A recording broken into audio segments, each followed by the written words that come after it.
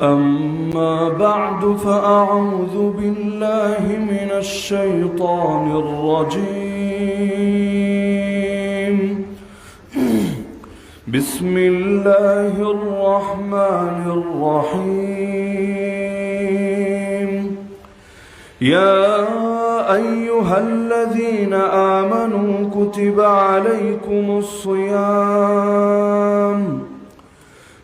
عليكم الصيام كما كتب على الذين من قبلكم لعلكم تتقون وقال النبي صلى الله تعالى عليه وسلم من لم يدع قول الزور والعمل به فليس لله حاجة في أن يدع طعامه وشرابه آمنت بالله صدق الله العلي العظيم وبلغنا رسوله النبي الكريم রমাদানুল মুবারক অত্যন্ত গুরুত্বপূর্ণ এক মাস। এর প্রতিটা সময়ও গুরুত্বপূর্ণ, দিনের সময়, রাতের সময়। যে রমাদানুল মুবারকের মধ্যে সির্ফ দুটো আমলে যদি কেউ খালি করে, দিনের বেলা রোজা, রাতের বেলা তারাবি, আল্লাহ রাসূল সাল্লাল্লাহু আলাইহি ওয়াসাল্লাম তো জানিয়ে দিয়েছেন, মান সামা রমাদানা ঈমানান ওয়া ইহতিসাবা গুফিরা লাহু মা তাকদ্দামা মিন যামবিহি ওয়া মান কামা রমাদানা ঈমানান ওয়া ইহতিসাবা গুফিরা লাহু মা তাকদ্দামা মিন যামবিহি। যে ব্যক্তি রমাদানে দিনের বেলা রোজা রাখে ঈমানের সাথে আর সওয়াব লাভের আশা নিয়ে, তার জীবনের অতীতের সব গুনাহগুলোকে মাফ করে দেওয়া হয়। আর যে ব্যক্তি রমাদানের রাতে তারাবি আদায় করে ঈমানের সাথে সওয়াব লাভের আশা নিয়ে, রব্বুল আলামিন তার জীবনের সমস্ত পাপগুলোকেও মাফ করে দেন। এছাড়া এই মাসের মধ্যে ইতিকাফের ফজিলত তো আছে, লাইলাতুল কদর যে পেয়ে গেল তার ফজিলত তো আছেই। এছাড়াও এই যে প্রতিদিন সাহরি করছি, ইফতার করছি, এগুলোর ফজিলত নিয়েও লম্বা চওড়া আলোচনা ইতিমধ্যে আপনারা শুনে ফেলার কথা। যেমন একটা হাদিসে তো যথেষ্ট, ইন্নাল্লাহা ওয়া মালাইকাতাহু ইউসাল্লুনা আলাল মুতাসাহহিরিন। আরে যারা সেহরি করে তাদের উপর আল্লাহ রহমত নাজিল করেন, যারা সাহরি করে তাদের জন্য ফেরেশতারাও আল্লাহর কাছে ইস্তেগফার করতে থাকে। তো সামান্য সামান্য আমলের অসামান্য প্রতিদান আল্লাহ তাআলা আমাদেরকে এই মাসে পাওয়ার তৌফিক দান করছেন, আলহামদুলিল্লাহ। দোয়া করি আল্লাহ তাআলা এই মাসের মধ্যে আমাদের সকলকে ওই দিনের মতো নিষ্পাপ হওয়ার তৌফিক দান করুন যেদিন আমাদের মায়েরা আমাদেরকে জন্ম দিয়েছিল। প্রত্যেকের এখন চিন্তা করা দরকার, আমার এই হালতে থেকে রমাদানের মূল যে বার্তা, মূল যে উদ্দেশ্য, সেটা আমার দ্বারা পূরণ হচ্ছে কিনা। রব্বুল আলামিন জানিয়ে দিয়েছেন রমজানের রোজাকে ফরজি করা হয়েছে কেন? লাআল্লাকুম তাত্তাকুন, যাতে তাকওয়ার অধিকারী হতে পারো বান্দা। তাকওয়া মানে আল্লাহর ভয়, আল্লাহকে ভয় করে আল্লাহর নিষিদ্ধ কাজ থেকে বিরত থাকা, এটাকে ইসলামের পরিভাষায় বলা হয় তাকওয়া।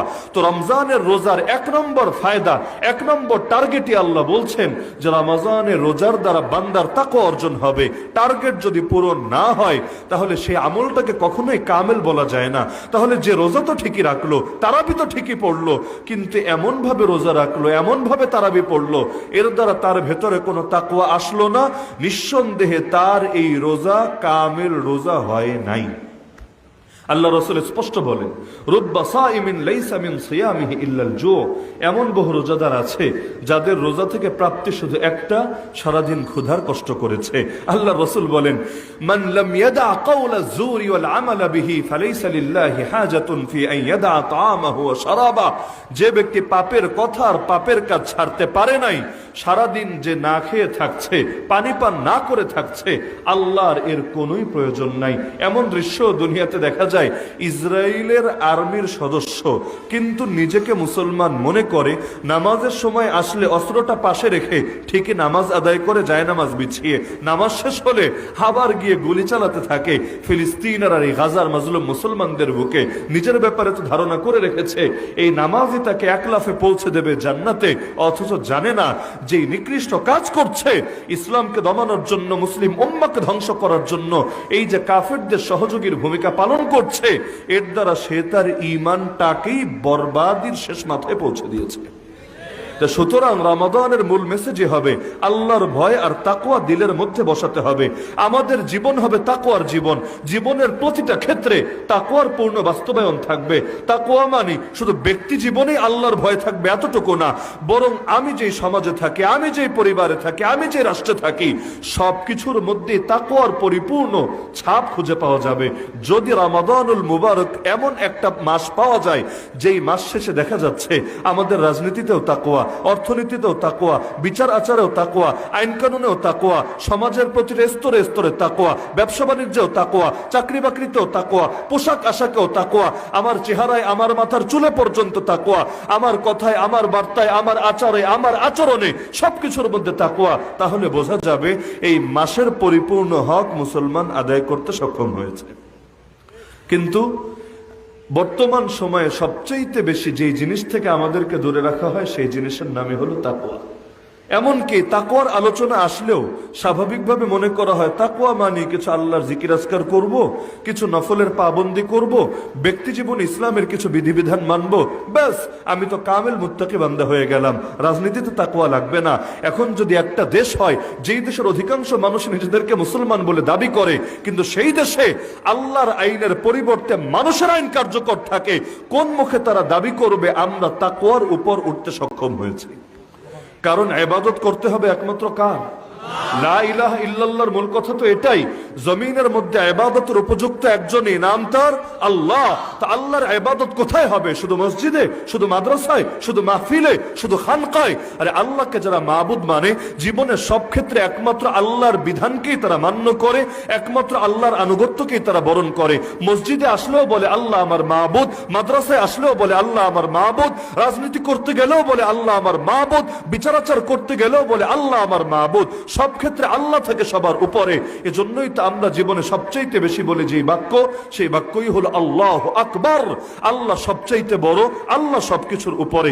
যে মুখ দিয়ে বলি আল্লাহু আকবার, এই মুখ দিয়ে কিভাবে বলতে পারি আমেরিকা আকবার, এই মুখ দিয়ে কিভাবে বলতে পারি ইসরায়েল আকবার, এই মুখ দিয়ে কিভাবে বলতে পারি তাগুতি বিধান আকবার, এই মুখ দিয়ে কিভাবে বলতে পারি হিন্দুত্ববাদীর আকবার, এই মুখ দিয়ে কিভাবে বলতে পারি নাস্তিক্যবাদী আকবার। আরে যেই মুখ দিয়ে বলেছে আল্লাহু আকবার, এই মুখ দিয়ে সারা জীবন বলেই যাব বরত্ব একমাত্র আল্লাহর, মহত্ব একমাত্র আল্লাহর। এই কপাল নত হলে একজনের সামনে নত হবে, নাম তার আল্লাহ।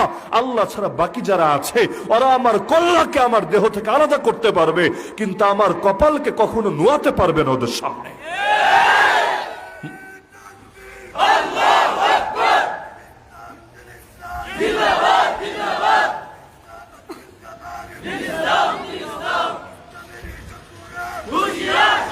মুসলমান নিজের কল্লা দিতে পারে কিন্তু নিজের কপালকে নত করতে পারে না আল্লাহ ছাড়া অন্য কারো সামনে। তো তাকওয়ার মূল কথাই তো হল আল্লাহর ভয়। তার মানে যার দিলে এখনো গায়রুল্লাহর ভয় রয়ে গেছে সে এখনো মুত্তাকি হতে পারে নাই। উদাহরণ দিয়ে বলি, মনে করেন আমরা যারা গুনাহ করি না, এই শ্রেণীর মানুষও দুই ক্যাটাগরি। এক শ্রেণী হলো যারা আল্লাহর ভয়ে গুনাহ করে না, গুনাহ ছেড়ে দিয়েছে, দরজা জানালা লাগানো, মোবাইলে অনলাইনের কানেকশনও আছে, নেট আছে, সব আছে, সুযোগ আছে গুনাহ করার। আবার গুনাহ করার পর হিস্ট্রি যদি ডিলিট করে রাখে পৃথিবীর কেউ জানবে না, কেউ সাক্ষী থাকবে না, তারপরও সে গুনাহ করছে না। কেন? কারণ আল্লাহ দেখছেন, আল্লাহ জানছেন, আল্লাহ লিখে রাখবেন। আল্লাহ তাআলা প্রতিটা নজরের খেয়ানতের জন্য কিয়ামতের দিন পাকড়াও করবেন। ইয়ালামু খাইনাতাল আয়ুনি ওয়া মা তুখফিস সুদূর। আর আরেকজন গুনাহ করছে না কেন? কারণ এখন যদি সে গুনাহ করে তাহলে কেউ জেনে যাবে, কারণ রুমের মধ্যে সিসিটিভি লাগানো, ক্যামেরা লাগানো আছে, অথবা তার বাবা তাকে ফলো করছে, অথবা তার পাশে 3 বছরের 5 বছরের ছোট একটা বাচ্চা ঘুমাচ্ছে। আর ও যদি ঘুম থেকে জেগে দেখে ও পাপ করছে, মোবাইলে খারাপ কিছু দেখছে, যদি অন্যদেরকে বলে দেয় ওর মুখে চুনকালি লাগবে, মানুষকে খারাপ ভাববে। এই দুই লোকই গুনাহ থেকে বিরত থাকছে, কিন্তু একজন আল্লাহর ভয়ে আর একজন লোকে জেনে যাবে, পাছে লোকে কি না বলে এই ভয়ে। আমাকে বলেন দুইজনের মধ্যে মুত্তাকি কে? যে মানুষের ভয়ে গুনাহ ছেড়েছে সে মুত্তাকি, নাকি যে আল্লাহর ভয়ে? আমাদের অধিকাংশ মানুষের রূপ থাকে দুইটা, মানুষের সামনে এক রূপ আর দরজা জানালা লাগালে আর এক রূপ। কখনো দেখা যায় দরজা জানালা লাগালে পশুর রূপ বের হয়ে আসে, অথচ অন্যের সামনে গেলে ফেরেশতার মতো আচরণ করতে থাকে। তাহলে এই যে দুই সময়ে দুই রূপ, তার মানে কি দিনের মধ্যে তাকওয়া নাই, তার কাছে মানুষের ব্যাপারে লজ্জাবোধ আছে, আল্লাহর ব্যাপারে তার অন্তরে কোনো লজ্জাবোধ নাই। আল্লাহ রাসূল একদিন সাহাবীদেরকে বললেন, ইস্তাহয়ু মিনাল্লাহি হাক্কাল হায়া, হে আমার সাহাবীরা তোমরা আল্লাহর ব্যাপারে লজ্জাবোধ করো যেমন লজ্জাবোধ করা উচিত। সাহাবীরা বললেন, ইন্না লানাস্তাহি মিনাল্লাহি ইয়া রাসূলুল্লাহ আলহামদুলিল্লাহ, হে আল্লাহর রাসূল আল্লাহর শুকরিয়া, আল্লাহর প্রশংসা, আমরা আল্লাহর ব্যাপারে লজ্জাবোধ করি। আল্লাহ রাসূল বললেন, লাইসা যালিক, তোমরা যেটা ভেবেছো সেটা না, ওয়ালাকিন্নাল ইস্তিহয়া মিনাল্লাহি হাক্কাল হায়া আন তাহফাজার রাস ওয়া মা ওয়া ওয়াল বাতন ওয়া মা হাওয়া ওয়া তাযকুরাল মাউত ওয়াল বিলা ওয়া মান আরাদাল আখিরাতা তারাকা জিনাতাদ দুনিয়া ওয়া আথারাল আখিরাতা আলাল উলা ফামান ফাআলা যালিকা ফাকাদ ইস্তাহয়া মিনাল্লাহি হাক্কাল হায়া। ওরে আমার সাহাবীরা, আল্লাহকে লজ্জা করার অর্থ হলো তুমি তোমার মাথা আর মাথা যেই অঙ্গগুলোকে ধারণ করে রেখেছে, অর্থাৎ চোখ, কান, মুখ, জিহ্বা, এই সব কিছুকে আল্লাহর নিষিদ্ধ জিনিস থেকে বিরত রাখবা। 2 নম্বরে তুমি তোমার পেট এবং পেট যে অঙ্গকে ধারণ করে রেখেছে অর্থাৎ লজ্জাস্থানকে আল্লাহর নিষিদ্ধ কাজ থেকে বিরত রাখবা। 3 নম্বরে তুমি সর্বদা মৃত্যু আর মৃত্যু পরবর্তী হালতকে স্মরণ করবা। আর এগুলো যে করে সে একমাত্র আল্লাহর ব্যাপারে পরিপূর্ণ লজ্জাবোধ করে। প্রসঙ্গক্রমে রাসূল এটাও বলে দিলেন, আরে যে আল্লাহকে স্মরণ করে, আখিরাতকে স্মরণ করে, সে দুনিয়ার উপর সর্বদা আখিরাতকে প্রাধান্য দিয়ে থাকে। قد أفلح من تزكى وذكر اسم ربه فصلى بل تؤثرون الحياة الدنيا والآخرة خير وأبقى। আল্লাহ বলছেন, বান্দা তোমরা তো দুনিয়ার জীবনকে প্রাধান্য দাও, অথচ আখিরাতে সর্বোত্তম, আখিরাতে চিরকাল বাকি থাকবে। আল্লাহ নবীকে আল্লাহ সান্ত্বনা দিলেন এটা বলে, হে রাসূল অনেক মারছে, অনেক জুলুম করছে, পেরেশান করার কোনো কারণ নাই। মা ইউকালু লাকা ইল্লা মা ক্বাদ কিলা লির-রুসুলি মিন ক্বাবলিক, আপনাকে সেই গালিগুলোই দেওয়া হচ্ছে যেগুলো আপনার পূর্বের নবীদেরকেও দেওয়া হয়েছে। ওয়ালাকাদ কুযযিবাত রুসুলুম মিন ক্বাবলিক, আপনার পূর্বের রাসূলদেরকেও মিথ্যাবাদী বলা হয়েছে। ফাসাবারু আলা মা কুযযিবু, তারা এই কাজের উপর, এই যে লোকে মিথ্যাবাদী বলছে এর উপর সবর করেছে। ওয়া উযু, তাদেরকে বহু কষ্ট দেওয়া হয়েছে। হাত্তা আতাহুম নাসরুনা, একদিন তাদের কাছে আমার সাহায্য পৌঁছে গিয়েছে। সুতরাং আপনাকে নতুন কিছু করা হচ্ছে না, সুতরাং মন ভাঙবেন না। ওয়ালা সাউফা ইউতিকা রাব্বুকা ফাতারদা, আপনার রব আপনাকে এত দেওয়া দেবেন, এত দেওয়া দেবেন যে আপনি খুশি হয়ে যাবেন। কারণ ইন্না মা'আল উসরি ইউসরা, আল্লাহ তাআলা কোরআনে জানিয়ে দিচ্ছেন প্রথমে আসবে কঠিনতা, বড় কঠিন পরিস্থিতি, কিন্তু সবর করলে এরপরে আসবে বড় সহজতা। কঠিনতা ছাড়া সহজতা আসবে না। ইযা ইশতাদ্দাত বিকাল বালওয়া ফাফাক্কির ফি আলাম নাশরা ফাউসরুম বাইনা ইউসরাইন ইযা ফাক্কারতাহু ফাফরা।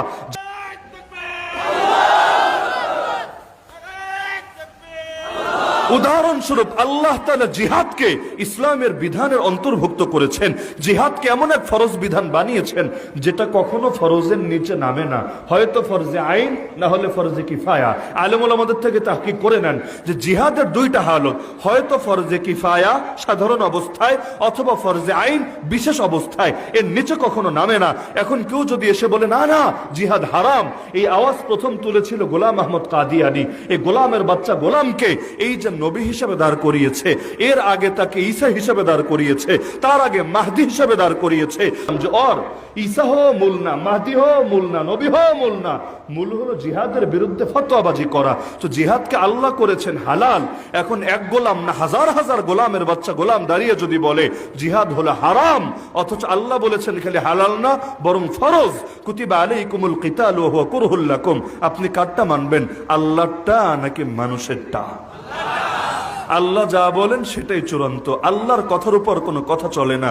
শুধুমাত্র এই কারণে আবু জাহাল আবু লাহাবরা হক চেনার পর হক মানে নাই। কেন?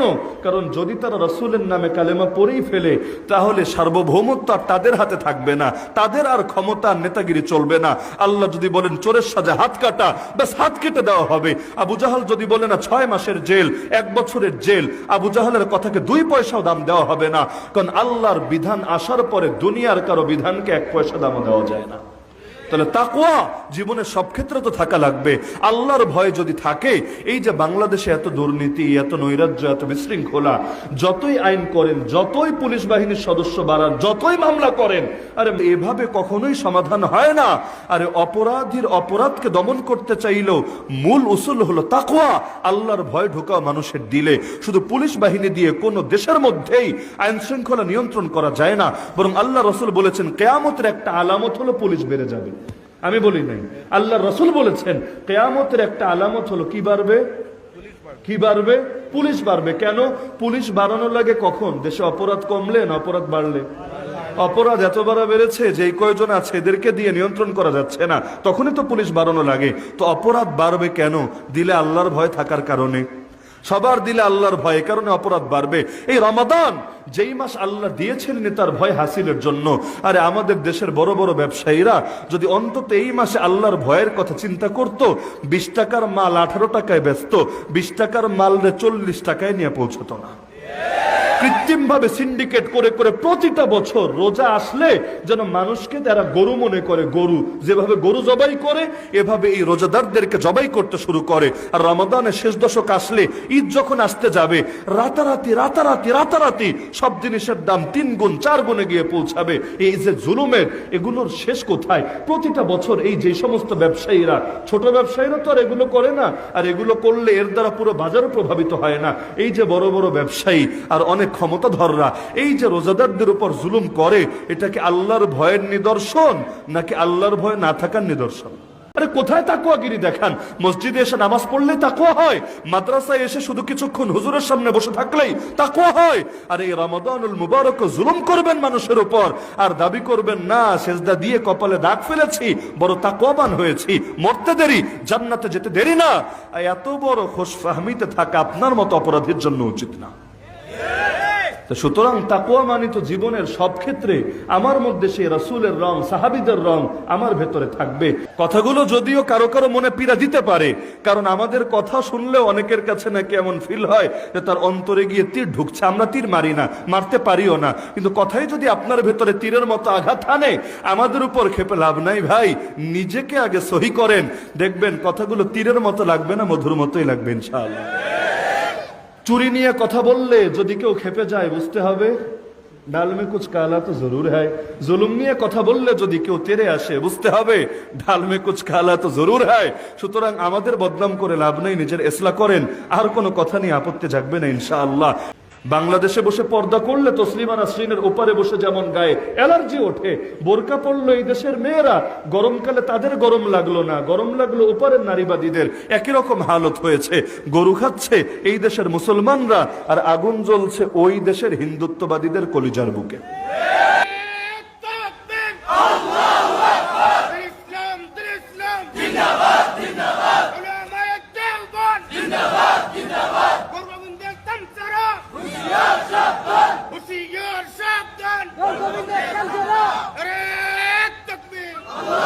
তাকওয়া সব লাইনেই কায়েম হওয়া লাগবে। রাজনীতিতেও তাকওয়া, অর্থনীতিতেও তাকওয়া। এই তন্ত্রমন্ত্র দিয়ে কিসের সমাধান খোঁজে মানুষ? আল্লাহ যে দিন দিয়েছেন সেটা কি আমাদের জন্য যথেষ্ট না? আল্লাহর দিন যদি আমাদের জন্য যথেষ্ট হয়, কাফের মুশরিকদের থেকে ভিক্ষা করে চলতে হবে কোন দুঃখে? আমাদের আদর্শ অন্যরা কপি করবে, বুঝবেন কথা। আমরা এতটাই পূর্ণাঙ্গ যে আমাদের আদর্শ থেকে অন্যরা শিক্ষা নেবে। দেখো ইসলাম এতটা সুন্দর, আরে দেখ পুরো মুসলমান না হলেও ইসলামের রাজনীতি শেখ, ইসলামের অর্থনীতি নে। যেমন এই ভারতের মধ্যেও দেখা গিয়েছে যে ভারতের একেবারেই সে কেন্দ্রীয় নেতা, সে গান্ধীজি পর্যন্ত বলেছে আমি রাজনীতির লাইনে বড় শিক্ষা পেয়েছি আমিরুল মুমিনিন ওমরের জীবনী পড়ে। হ্যাঁ, এটাই কথা। কারণ আমরা এমন কিছু স্বর্ণের মানুষকে পেয়েছিলাম, এমন কিছু আকাশের আসমানি সিতারা পেয়েছিলাম যাদেরকে দেখে গান্ধীজিও আলোকিত হতে পারে, যাদেরকে দেখে দুনিয়ার বড় বড় নেতারাও বড় জীবন গড়া শিক্ষা নিতে পারে। কিন্তু এখন আমরা কিনা অন্যের দুয়ার থেকে ভিক্ষা করে করে আদর্শ নিচ্ছি। আরে তুই আমাকে 1 চামচ গণতন্ত্র দে, তুই আমাকে 2 চামচ সমাজতন্ত্র দে, তুই আমাকে সেকুলারিজম একটু দে না। আরে তুই জাতীয়তাবাদ না দিলে আমার কি আর চলে নাকি? তুই পুঁজিবাদ দে, পুঁজিবাদ ছাড়া আমার অর্থনীতি হতে পারে নাকি? নাউযুবিল্লাহ। এগুলো দেউলিয়ার কথা হতে পারে, মিসকিনের কথা হতে পারে, কামেল মুসলমানের কথা কোনোদিন হতে পারে না। তা সুতরাং নিজস্ব জিনিস থাকতে, ধরেন যার কোটি টাকা আছে, সে যদি আরেকজনের 1000 টাকা নিয়ে লোভ করে, বিষয়টা কেমন হবে? আপনার ধরেন ভালো একটা স্পোর্টস বাইক আছে, দামি বাইক, আপনি আরেকজনকে ডিসকভারি চালাতে দেখে, ডিসকভার দেখে বলছেন, হায় রে, আমার যদি এমন একটা বাইক থাকতো জীবনটাই কামিয়াব হতো, লোকে শুনলে হাসবে না? আরে হাসবে না কি হাসবে না? তো মুসলমানের নাই কি? মুসলমানের যা আছে এর চাইতে দামি কোনো সম্পদ হতেই পারে না। এখন মুসলমানের আছে গোল্ড, সে আফসোস করে সিটি গোল্ড দেখে। সিটি গোল্ড চেনেন তো? চকচক করলেই শোনা হয় না? এখন সিটি গোল্ড যার দাম 100 টাকা, আর তার কাছে যে গোল্ড আছে এর দাম 1 লাখ টাকা, সে আফসোস করে আমার এই গোল্ড না থেকে সিটি গোল্ড থাকলে কতই না ভালো হতো। এটা হয়েছে বাংলাদেশের এই আদর্শহীন মুসলমানদের অবস্থা। সুতরাং রমাদান থেকে আসেন না একটা শিক্ষা নেই, আল্লাহর ভয় কায়েম করতে হবে। দিলে থাকবে আল্লাহর ভয়, পরিবারে থাকবে আল্লাহর ভয়, সমাজে থাকবে আল্লাহর ভয়, অর্থনীতি চলবে আল্লাহর ভয়কে কেন্দ্র করে, রাজনীতি চলবে আল্লাহর ভয়কে কেন্দ্র করে। প্রতিটা মানুষের ভেতর ঢুকিয়ে দিতে হবে আল্লাহর ভয়। আরে আইনের ভয় না, মানুষের ভয় না, হামলার ভয় না, মামলার ভয় না, কার ভয়? আরে কার ভয়? কারণ আল্লাহর ভয় যদি ঢোকে, মানুষ তখন জাহেরকেও সুন্দর করবে, বাতেনকেও সুন্দর করবে। আর আইনের ভয় যদি খালি থাকে, জাহেরে খুব ভালো থাকবে, বাতেনে শয়তানের বাচ্চায় গিয়ে পরিণত হবে।